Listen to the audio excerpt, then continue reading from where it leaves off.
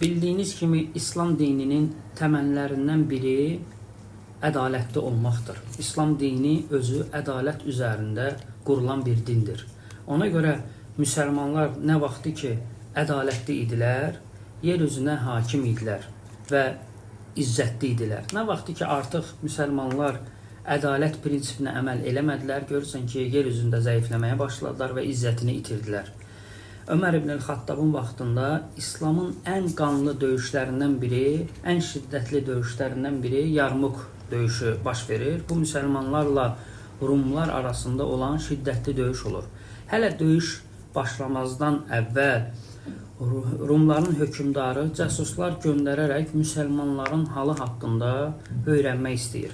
Və həmin cəsuslar qayıtdıqda hökmdarı müsəlmanların halını onlardan soruşur.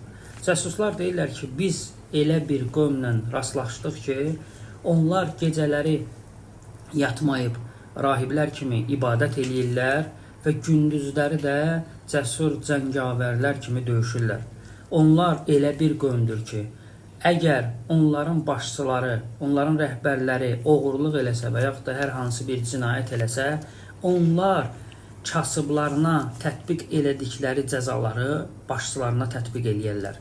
Və ondan sonra Rumların böyüyü deyir ki, əgər sən dediyin doğrudan da haqdırsa, onda torpağın altı bizim üçün üstündən daha xeyirlidir. Və şiddətli döyüş başlayır. Rumlar sayca çox olmalarına baxmayaraq, qat-qat olaraq müsəlmanlardan artıq olmalarına baxmayaraq, həmin döyüşdə məğlub olurlar və müsəlmanlar bir çox torpaqları ələ keçirirlər. Və orada bir özəllik var, onu qeyd eləmək istəyirəm. Və müsəlmanlar Yuhanna adında bir kilsəni ələ keçirirlər.